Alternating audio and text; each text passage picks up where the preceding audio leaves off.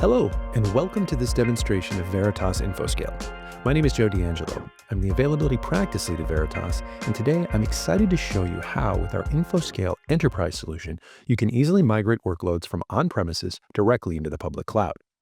The example used for this particular demo will be a MySQL cluster running on Red Hat Linux in VMware, migrating to a secondary cluster located in the AWS cloud. The primary means used for this migration will be the Veritas Volume Replicator and Global Cluster options. Let's begin by reviewing the on-prem and cloud environments we'll be using. Starting with the AWS side, here you can see that while we have a number of instances configured, we are concerned only with the two systems appended with the suffix of Node 1 AZ2A and Node 2 AZ2B. These hosts are what our InfoScale cluster in the cloud comprises, which I will note spans separate availability zones of the same region. It is therefore worth pointing out that each system is, by design, configured with its own independent EBS volumes. Moving back on-prem, we now see our VMware environment. The two guests we'll be focused on are InfoScale 1 and InfoScale 2. While we won't be detailing the private network and storage layout, we do support a variety of cluster topologies and storage options in VMware. These include standard VMFS data stores with VMDK and RDM devices, as well as vSAN data stores, and even iSCSI directly in the guest. As I stated at the beginning, in order to support the recovery of MySQL between on-prem and the public cloud, we'll be using the Veritas Volume Replicator feature.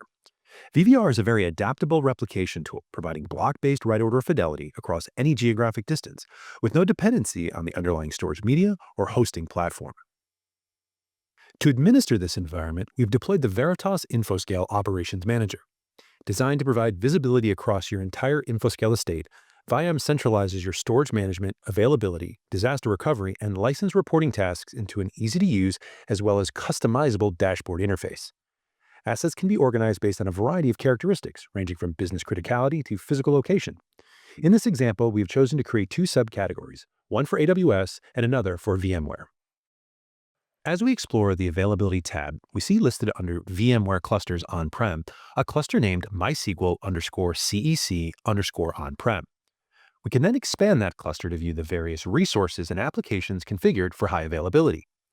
You'll see now we have a number of service groups configured on this cluster. By selecting the MySQL service group, we can now view, edit, or update the various objects and resources we are monitoring in support of this application.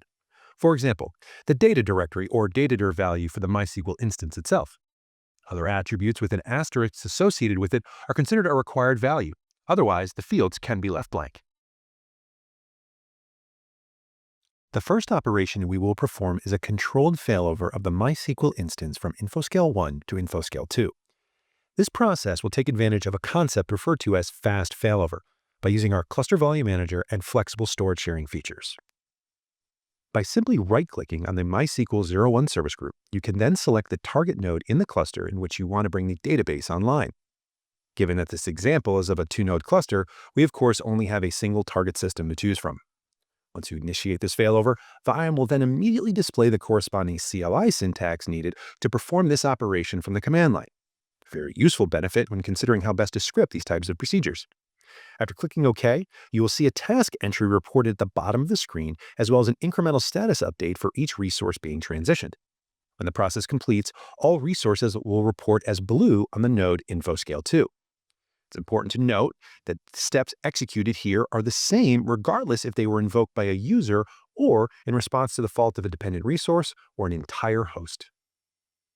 Let's now shift gears and show how the same MySQL database can be relocated to a cluster running in AWS using nearly the exact same procedure described in the previous section. From the VIAM dashboard, you once again select the MySQL 01_SG service group. You'll notice that the service group icon has a halo around it. This indicates that it is enabled for global failover to a remote location. A global cluster configuration logically groups clusters such that a user from one cluster has authority to activate resources on another. By selecting the target cluster and system, you will initiate not only a local shutdown of the MySQL instance, but the replication data flow will be reversed as well. In this example, the corresponding remote instance happens to be resident in the AWS cloud. Once the process completes, you will see how all the dependent components for MySQL are now active on system IP-172-31-1-39. This is the default naming convention for internal DNS in EC2. It's important to note that included with this failover process are the necessary network updates to support any new DNS entries associated with a Route 53 hosted zone. Let's now demonstrate how to move the MySQL instance that has just been relocated to AWS across availability zones without requiring that any shared storage between the cluster nodes themselves exists.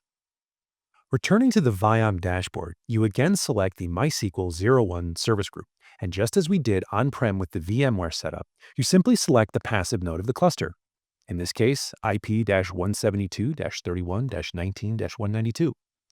What this internal hostname represents is that this EC2 instance resides on an entirely separate subnet in addition to availability zone. What's allowing for this process to complete is a feature referred to as FSS, or flexible shared storage. Simply put, EBS volumes which exist in separate AZs can be mirrored using Cluster Volume Manager.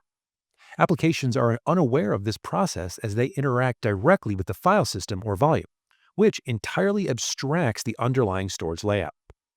This also means that applications can be moved rapidly between AZs, as the storage devices needn't be altered or migrated, as would be the case with a traditional local AJ failover. You now see that these services have been successfully moved to the alternate node. Let's now complete our demonstration by showing how the MySQL database can return on-prem back to VMware.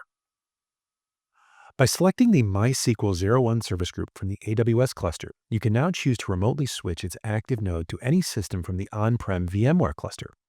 Veritas Volume Replicator works equally in both a standard private disk group configuration as well as shared disk groups with Cluster Volume Replicator. Once you've selected the target node and initiated the failback, all MySQL services will be taken offline in AWS and brought back online in the local VMware environment. This concludes our demonstration, and I thank you for watching this video.